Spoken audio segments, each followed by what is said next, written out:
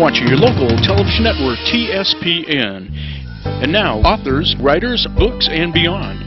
This program also streams live on the web at tspntv.com and can be watched on demand at tspntv.com or TSPN TV's YouTube channel.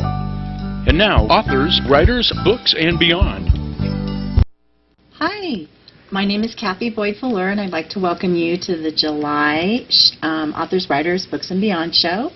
And we have a really nice evening planned for you. I have wonderful guests that actually were a critique group from amateur writers. And I'm going to start with Carrie on my right. This is Carrie McAlister. Thanks, Kathy. Hi. And Jo Sarti. Hi. And our resident author, artist, illustrator, Jessica Lemley. Thank you. Thanks.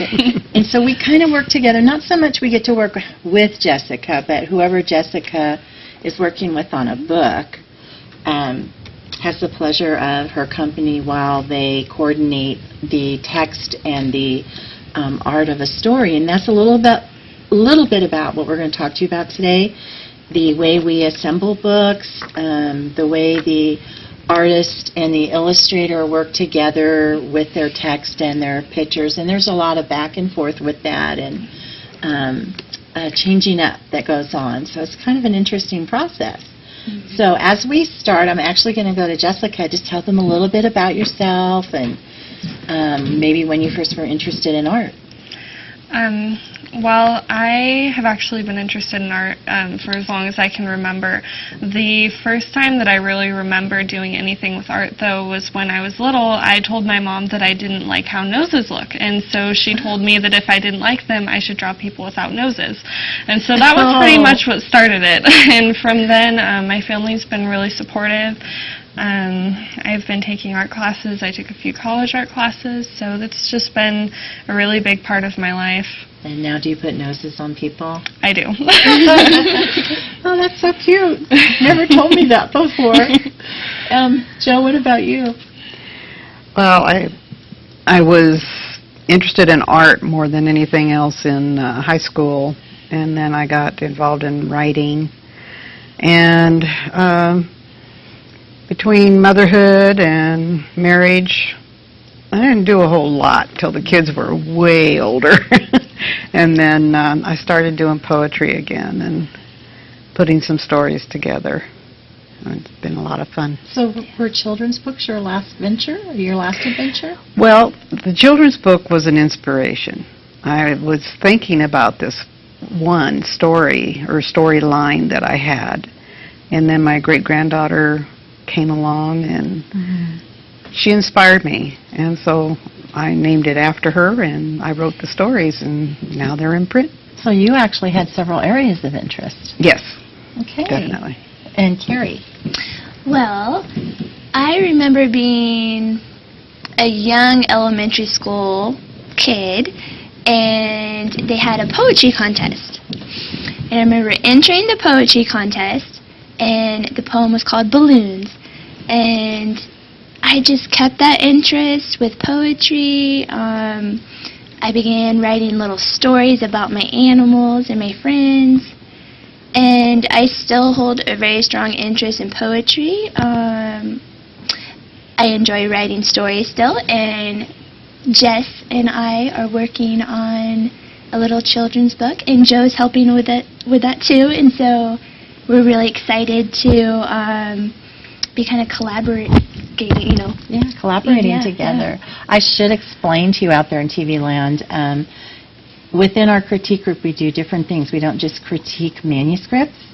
We brainstorm ideas. I remember when you brought your story in one time and we all critiqued it. And then there's a special little side here in that Jessica is Carrie's daughter-in-law. And she is happily and newly married to Carrie's son, Andrew. Oh. So it makes for a extra special relationship. Right. Yeah. And Andrew actually is my computer guy. So. I think he's all our computer guys. Yeah. What's his number? You can make an appointment. Yeah. He really helps.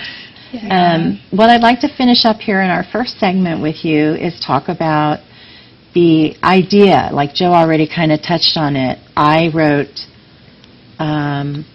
poetry first, and then song lyrics, and then nonfiction, article writing, newspaper reporting, and then short stories, and then moved into strong fiction, and children's first, and then now novels. So as you can tell, we have a variety of interests. You know, they like you to write in one genre, but most of us don't. And some people actually write and illustrate their own books. Right. In today's world of a changing publishing world, that is actually kind of a political issue. There are many doors open that were never open before to authors and illustrators for decisions that you make. So we have had the blessing of that. And if you two could talk a little about if you want to show your art and talk about the little book you have here. Yeah. So pretty much the cover actually came from a picture that I drew of my little sister-in-law, Jada, one time when they came and visited me at Clark's. And we kind of have gone off of that, and this is currently what we're working with right now. And it's a watercolor picture. I took the original picture and I made it larger and, you know, colored it and made it look a little bit nicer for the book. But it's really been a process of working with Carrie and with Jada. It's been a lot of fun. Is it easier with a photograph for you? Do you use that sometimes, all times? I do, but I think I've spent a lot of time with her, so it makes it a lot easier. Yeah, because, you know, this drawing that Jess did of Jada was literally, I'm going to say, about 2 minutes, maybe 3 minutes. It was on a little piece of scratch paper during a small break at work. And so she's really good at capturing the authentic look of a person and putting it into a drawing just from her memory, and it's uncanny, the resemblance of your drawings to Jada, and it makes it so special for us, and Jada is really excited to have us working together on her special book. Yeah. So, do you have a photograph of her in there? I do. As a matter of fact, you guys can kind of look and see just how close.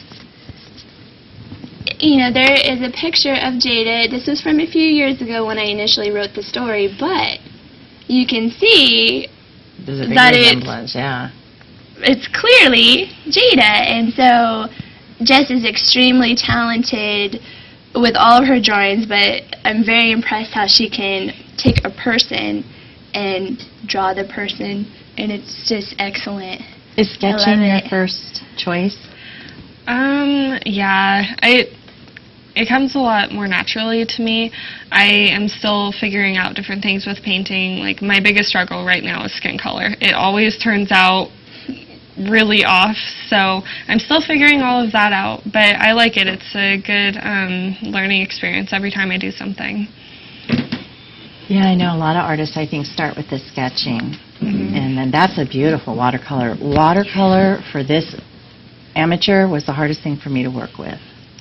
Yeah, it's definitely very different because there isn't as much of an opportunity to go back and fix something once you've done it. That's pretty much it. But it is my favorite medium to work with. And then what other mediums do you use? I really like pastels, actually, and also charcoal. Those are probably my 3 favorites to work with.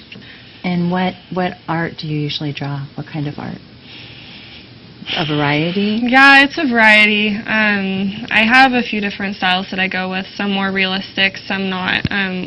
I was inspired a lot by cartoons and anime and stuff like that, so I have a very varying style. And this one is going to be this book is going to be more realistic? Yeah, it's a little bit more realistic, but I also wanted it to be more friendly for kids. Yeah. So it does have that cartoon quality a little bit. Yeah, I like that. I like that mix. What age group is Jada now? Well, Jada's currently 9. However, when I wrote the story for her, she was only about 3, and so our goal is to make it friendly for smaller children all the way up probably until, kind of older kids would also enjoy the book, and adults will enjoy the book, too. I was going to say, I think it's for adults, too. Adults will love the book, yeah. I think even Jo's and my stories, they're for kids, but adults buy them and read them. Yeah. I loved her stories. While we were making them, I'm going, oh, God, I wish I lived then, And then actually, you having worked in a Barnes & Noble, you've probably seen the wider spectrum. Oh, absolutely. That it Absolutely. isn't, I know we put it into a certain age group, but it is a wider audience that purchases and reads and rereads and rereads and hands it down. Yep. Yeah. Which is kind of nice to know. It's also, we're going to wind down for this segment, but when we come back, we're going to also now get into the books we read as kids or teens that influenced us and carried us over into where we are now in what we write. And for me, what I read to my children and now read, Carrie's going to be sharing one I now read to my grandson, and how that carries over time, even as new books come out and writing changes a little. The one thing that remains the same is the heart that wants to read and the heart that loves to be read too. So welcome back. We'll be here waiting for you and see you in a little bit.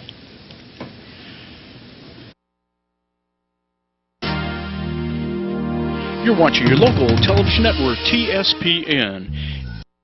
Experience the great outdoors of the High Sierra Historic Plazas Resort. Tent and RV camping, boat lunch and fishing, trail and wilderness hiking, canoe and... You're watching your local television network, TSPN, and now back to authors, writers, books, and beyond. This program also streams live on the web at tspntv.com and can be watched on demand at tspntv.com or TSPN TV's YouTube channel. And now back to authors, writers, books, and beyond. Hi, welcome back. My name is Kathy, and before we get into speaking with my guests again, I'm going to talk to you a little bit about the unusually wonderful bookstore that is next to this station, Hein & Company Bookstore. It's not just a bookstore. It has rare, used, and new books and everything else you can think of, from videos and old VHS to costumes for plays and stage. They have some new steampunk memorabilia that's really unusual, and a room upstairs for murder mystery theater. They have calendars every year, really, really neat calendars, and tables where critique groups can meet, and you can hold writing workshops or book clubs, and it's a family-owned business that can help you in any way you need with any question you have. And even if they don't have a book there, they will most likely be able to find it for you. And I advise you to come prepared with a lunch, because you can spend half a day downstairs and half a day upstairs. And our particular critique group meets at Clark's Corner, which is in Ione, not here in Jackson, and that is going into their 6th year. A wonderful establishment founded by Craig Clark and his wife Lou, that offers not just food and specialty coffees, but they host many events that are free and open to the public with live music, and some that you can pay for. They've had boxers. Our group holds an annual adult literary read and a children's read there. We sometimes every other year do an open mic, and he just has all kinds of venues for you, with a banquet room in the back and a side patio also, and the platform stage. And Dennis plays piano. So actually, my daughter and Jessica work there. So we spend a lot of time there. We meet every other week and in between. Yay, Clark. Yay! Cheers! Yay! I can't help it. I love the place. It's wonderful when a community has something when they had nothing, and we had nothing. And he offered us just an amazing array that just keeps growing. Yeah. And so, and one of those things I want to talk about, they do story time on Tuesday mornings at 9, sometimes till 9:30. If I'm reading story time, I'll go till 10.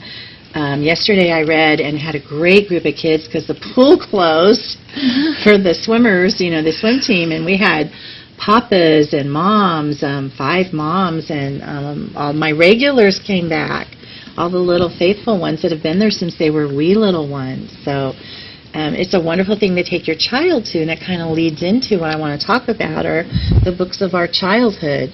I'm going to show you the #1 book I read.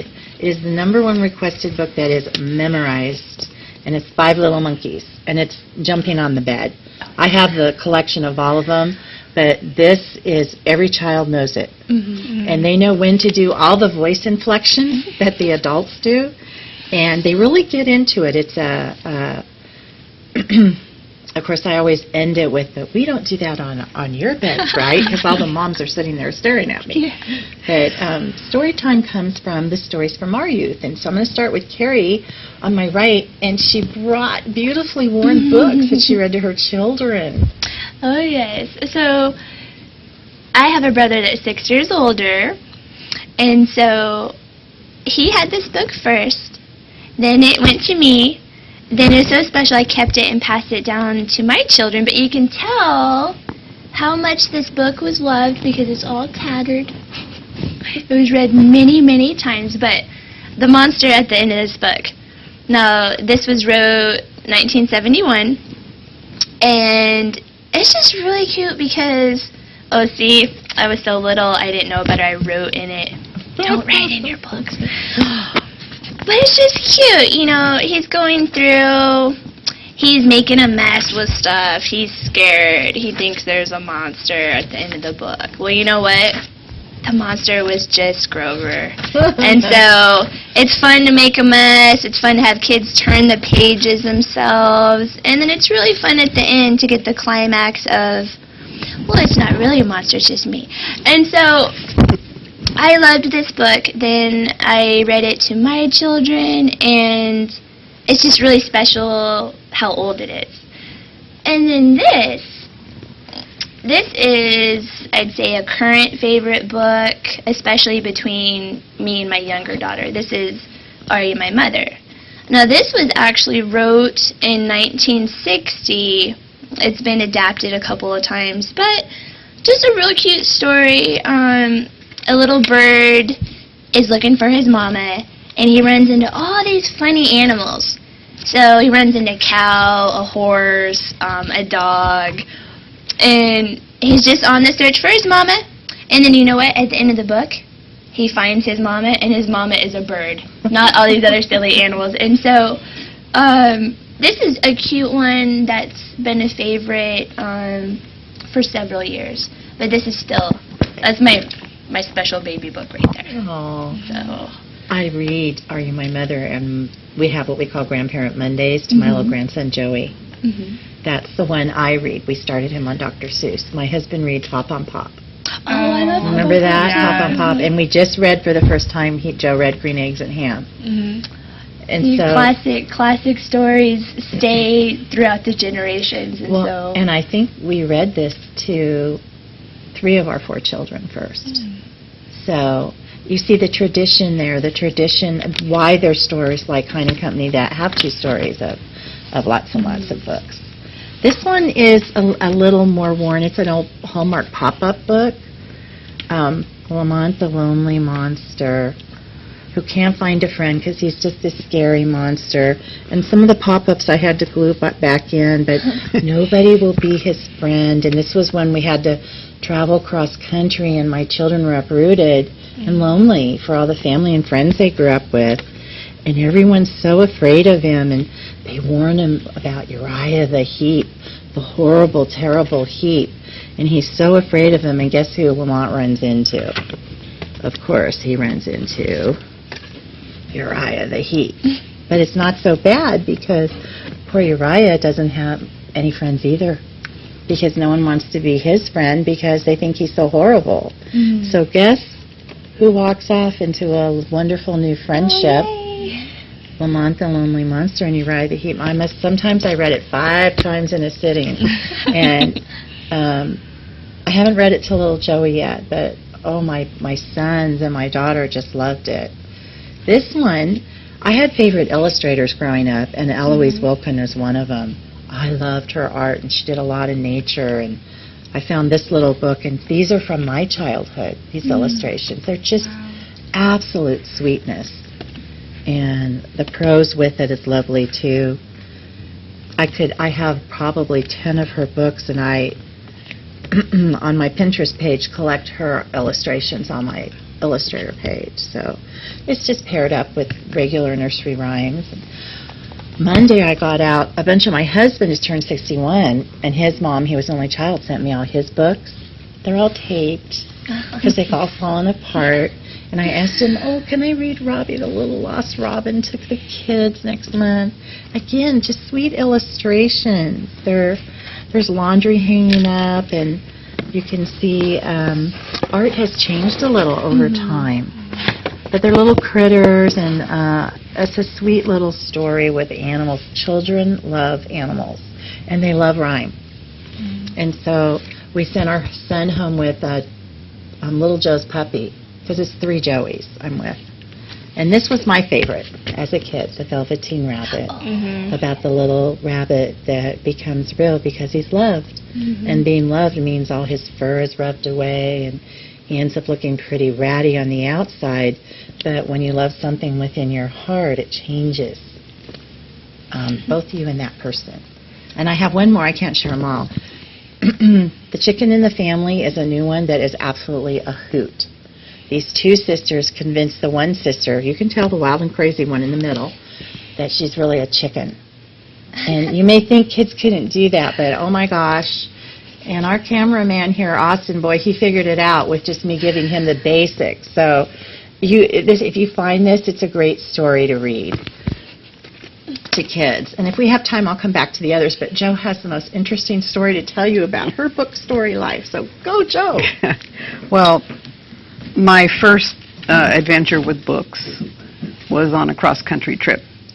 I was like 6 years old, and my mother worked, so there really wasn't any time for her to do the reading of the books and stuff like that. And when we moved to California, we drove across the country, and I had a box of apples and a box of comic books in the back seat. And those were the first books I read. They were comic books, and I was hooked from then on. I loved reading, and so that's my story. That's a very unusual story. Yeah, it was fun. There's lots of time too when you're. It helped pass the time too. Otherwise, I would have been bored. Yeah, I was looking out the window, going, "I'm bored." Are we there yet? Yeah. Jess, what's your story? What books did you like? And I just loved reading in general. If there was a book, I would go for it. When I was younger, I would memorize the books that my mom would read to me, and then I would try to read them back to her, even though I couldn't actually read yet. But unfortunately, when my little sister was teething, she actually ate all of my books. So I don't have any of those. But one of my absolute favorite books when I was younger was The Never-Ending Story, which I actually brought with me. And this just really made a huge impact on me, because it's about a kid who is bullied. He doesn't really have any friends, and he finds this book, and he just goes into the story. And for a young kid who loves reading, the idea of being able to actually go into a book and be a part of that story was just amazing to me, and that just made a huge impact on me, and I love that book. It opened a whole new world to you. It really did. I love the movie they made of that. Yeah. I got to tell you, come back and join us, because there's more to a book than what you see in front of you. There's a magical world inside that opens a new kingdom. See you in a little bit. You're watching your local television network, TSPN. Okay, I'm all done. Sorry. I'll go take care of this while You're watching your local television network, TSPN, and now back to authors, writers, books, and beyond. This program also streams live on the web at TSPNTV.com and can be watched on demand at TSPNTV.com or TSPN TV's YouTube channel. And now back to authors, writers, books, and beyond. Hi, welcome back for segment 3. My name's Kathy Boyd Fellure, and these are my guests, Carrie, Jo, and Jess. And we are going to shift over here and start with Carrie, but what she's going to start sharing about really involves all three of them and will give you great insight to the birth of a book. So, you know how it's really cute because kids ask many, many questions. And oftentimes the questions they ask is just simply out of curiosity, simple questions, you know.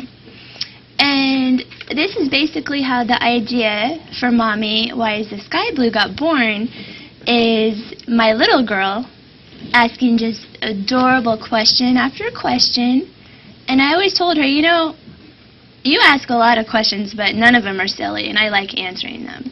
So the little girl goes through the book, and she's asking her mommy, you know, hey, why is the grass green? Why don't you read what the answer? Sure. So, Mommy, why is the grass green? And then the mommy answers in a very cute way. The grass is green as it grows and grows, but why it is green only God knows. So she's also answering her daughter in not only a cute way, but in a godly way too, which I enjoy in putting that into my book too.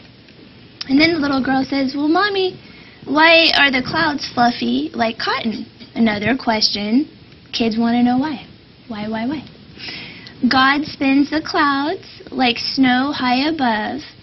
Then he fills each one up with raindrops and love. So she's getting satisfied by having her questions answered. Mommy, why is the sun yellow? God made the sun shades of yellow and gold. It's always been this way, or so I've been told. Mommy, why is the sky blue? The sky reflects the deep blue sea. God put it there for you and me. She has just a couple more questions of her mommy still. Mommy, did I grow inside your belly one day? Yes, God put you inside my belly, helped you to grow, then he gave you a heart so you would always know you are loved. And so I did dedicate this book to my Jada, and she never has asked a silly question, and she can keep on asking questions because they're just so cute.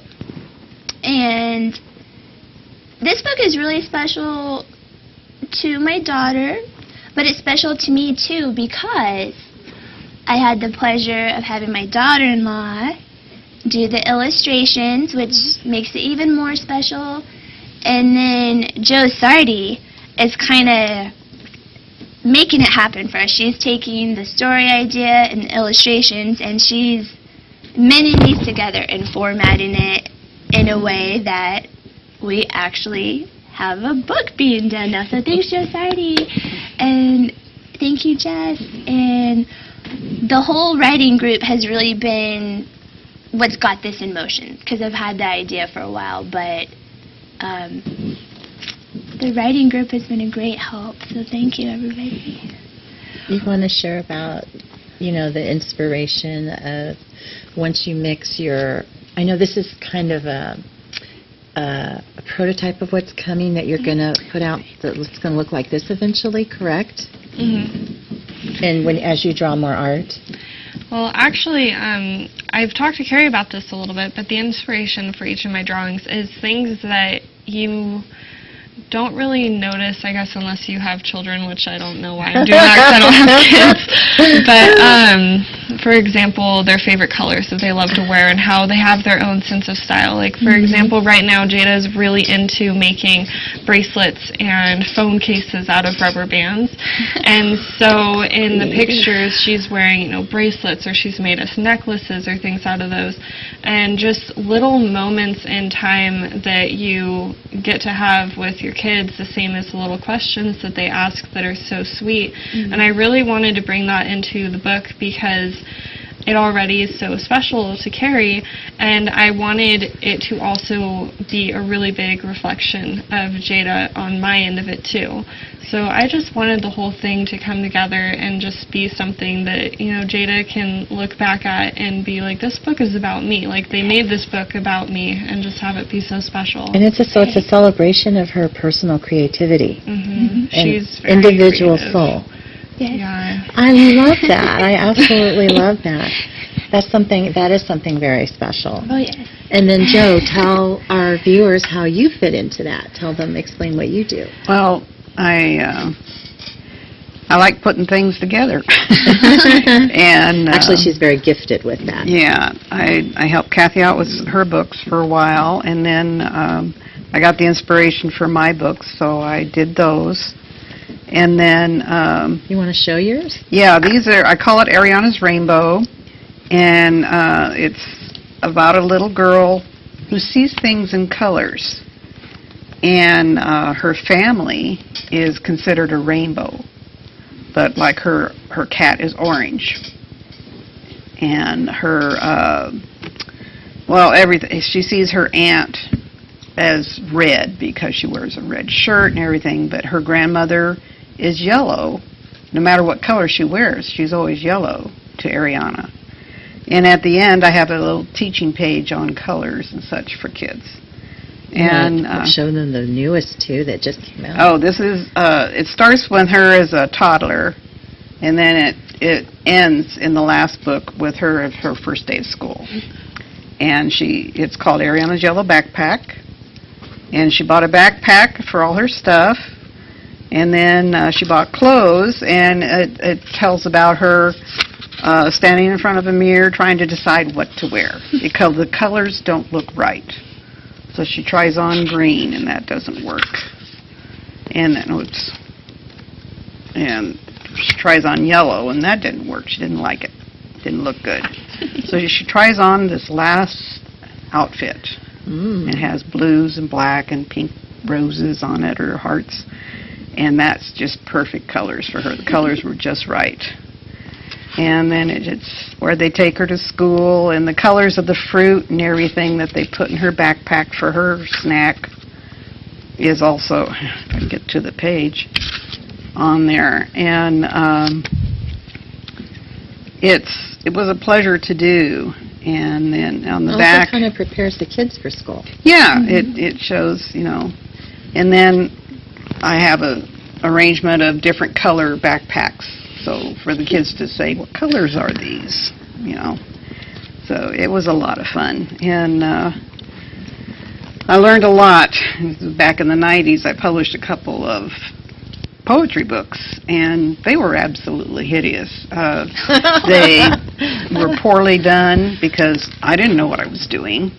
And then the second one, I had a publishing or printing company help me format the book. We put it together. So now that I know better we all what have to do, to start somewhere, huh? because I formatted this cookbook for my family. And please show that. Oh, it's yeah. Absolutely beautiful. It's a special edition of her family's cookbook, The Right Way to Cook. We're from the Wright family. And everybody had used their old cookbooks so many times that they ruined them. They were just torn up and everything, and they weren't being printed anymore, so I did a new one. And this is my best seller. I'm selling more of these than anything else, but I also learned how to format the pages and the things and the stories about the family, and it was an absolute pleasure to do. And I enjoy doing that for other people. And as we're working on your book there, I'm looking forward to that. Yes. I'm planning a poetry book that I'd like to put together in the area here called the Golden Motherlode, and see if I can get people to let me put their poetry in print. That'd be great. Yeah. This one here, this is an earlier poem? Well, when I first started getting my poetry published, it's one of those International Library of Poetry where you send in the thing, they'll publish it, and then you buy the book. It's not free. But the first book, or the first poem in every book is yours. So I got this one. It's my last one that I did with them. And I want my new poetry books to look as good as this one. So you've gone quite a distance here. Yes. Quite a variance. Yeah. That's quite interesting. It's like I said earlier, it's a daily changing publishing world, and Yes. What we always knew is much altered. And so right now there's a lot of options for artists and illustrators and writers and authors to work together, and ventures they never could before. Which leaves a lot open for you with your art. Yeah. And to go in other directions you haven't even tried yet. Yeah. I'm looking forward to see what the future brings me. I'm really hoping that I can, do this long term. Because it's something I've been so passionate about for so long, and art is just such a big part of my life. I've seen your portfolio. It's beautiful. Your sketches are phenomenal. There's quite a, before we go on break, a variance I think you can see here as our viewers of creativity, starting with a little girl's imagination with Jada's and her encouraged curiosity, to encourage that individual thought process and to nurture it. I think that's part of the reading life and the art life, part of our culture that is something priceless here in America, actually, that we have the freedom to further explore. So come back for the final segment and we'll share with you a little bit more information about writing and reading. Thanks a lot. Bye-bye. You're watching your local television network, TSPN. Hi, Josh. I was just thinking about calling you. That's why I'm here, Deanne. Your smart system alerted me that you were down to 30%. This smart system is a time saver in summer or winter. And the best part is it's totally free and saves you money with every fill-up. My favorite thing about summer is being outdoors. At Camps Propane, you can find everything you need, from cooking to camping and filling your RVs. It's smart and simple, just like the smart system. For more information about our smart system, come in and talk to a member of the team at our Pioneer store or call 296-5544. Buy and sell press, classified advertising, distributed throughout Amador, Calaveras, and Tuolumne counties, and online since 1995. For dependable, inexpensive used cars, trucks, and motorcycles and RVs, come to Mountain Auto with over 50 vehicles to choose from. Open Monday through Saturday. See Dan at Mountain Auto, next to Les Schwab Tire Center in Martell. Shop inventory at mtnautosales.com. That's mtnautosales.com. For south of the border cooking, come to Jose's Mexican Restaurant. Friendly service and a fiesta-style atmosphere. Jose's offers full menu, a la carte dining, outstanding combinations with tasty traditional flavors. Now serving Jose Cuervo's Tequila Margaritas. Open for lunch and dinner Tuesday through Sunday. Jose's Mexican Restaurant in the Motherlode Plaza on Highway 49 in Jackson. Jose's Mexican Restaurant, a delicious local tradition.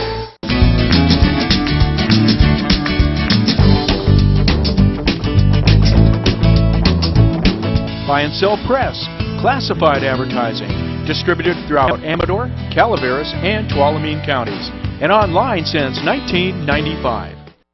Kids Bowl free at Gold Country Lanes. Register your child for a summer of bowling fun. 2 games a day all summer. Go to www.kidsbowlfree.com GCL.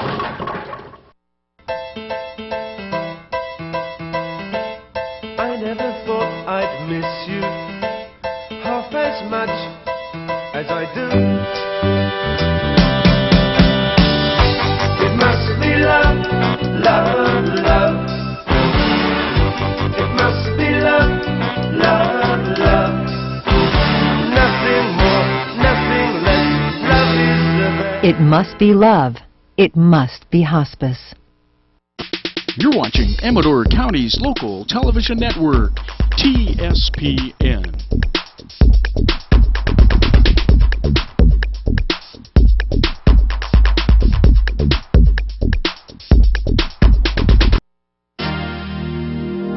Your TSPN, and now back to authors, writers, books, and beyond. This program also streams live on the web at tspntv.com and can be watched on demand at tspntv.com or TSPN TV's YouTube channel. And now back to authors, writers, books, and beyond. Welcome back to the final segment of Authors, Writers, Books, and Beyond. I'm your host, Kathy Boyd Fellure, and again, my guests, Carrie McAlister and Jo Ann Sarti and Jessica Lemley. And we're going to end, we've been sharing about art and illustrating, and especially the creative thought of a child, which is nurtured by those of us that write and illustrate books, and the importance of books in our society. You know, storytelling is an art, too. The verbal telling of a story has been handed down. That books record the history, not just verbally in print. And I'm going to talk just a little bit about my illustrators. I have two different illustrators for these books. My very first book, which is just a lovely story that I wrote. Same thing, it's fiction. It's not nonfiction, but it was written to honor my grandparents. And When the Birdies Came to Tea. And this illustrator, Kathleen Flanagan-Cressa, now has an art studio in Brookings Harbor, Oregon, over the border where she lives, and with two other artists, and she's a muralist. She's a fantastic muralist. And she is now working on a new children's story. I'm really excited for her. She's the artist for the author. And she took, I want to say, let me show you an idea here. This is her, I'm going to show you her favorite picture. Her favorite illustration in this book is the papa with the little older sister carrying her off to bed. We have different favorites in here, and we name our pictures. But this is just a sweet, sweet illustration, and I love the full-page art in this larger-size book. And the grandparents buy the hardcovers. The parents buy the soft covers. I didn't bring them, so the kids can go off with the soft covers. And then the other three books are my illustrator's local artist named Donna Plant. She's here in the local Amador Arts, and she took on the continuing story of the decade in the life of these kids with all the fake stories I made up, the fiction, so as not to tell the absolute truth of my sisters and I, but they're patterned loosely after us. And she just did a lovely, lovely job. I'll show you my favorite here. Oh yeah, Zephyr Cove. They're Tahoe stories, and a lot of them are carried there. She came up with this, that every button in the story has a history. But I wanted the yellow button to be the city slicker, the rain slicker for the dad, the children's dad, the sister's dad. But she came up with the creative boy with the stick in the mud and the frog in his hand. So you see there is a collaborative process where we blend the creativity of our own hearts and minds with each other. Is that the one with Fanny Bridge? Yeah, this one has Fanny Bridge. My favorite. I'll show you that. And she did Fanny Bridge different. That's a famous bridge up at Tahoe City that got its name because everyone hangs their fanny over the bridge to look at the trout down in the water. And here's Fanny Bridge picture, which I believe is now 80 years old this year. And it depicts, there is not a photograph of all my sisters and I on the bridge like that, but she did use some photography in this. But then she took off on her individual flair, and I love that creative process that we share, and we do AA, author approval, artist approval, and we didn't do that at first, but we came up with it at the end of the first book. It's a respectful courtesy toward each other when you're going to print, when you're not going through a traditional publisher, and you can do those things. So, as we wind down, and I want to talk a little bit, you guys, you have some new ideas. I'd love for you to share. Well, I actually, around the same time that I started working on Mommy, Why is the Sky Blue, I actually started putting together a whole why series? Because, kids ask enough questions to make multiple books. And so, maybe these stories, there's one called How Much I Love You, I did one called Time for Sleep.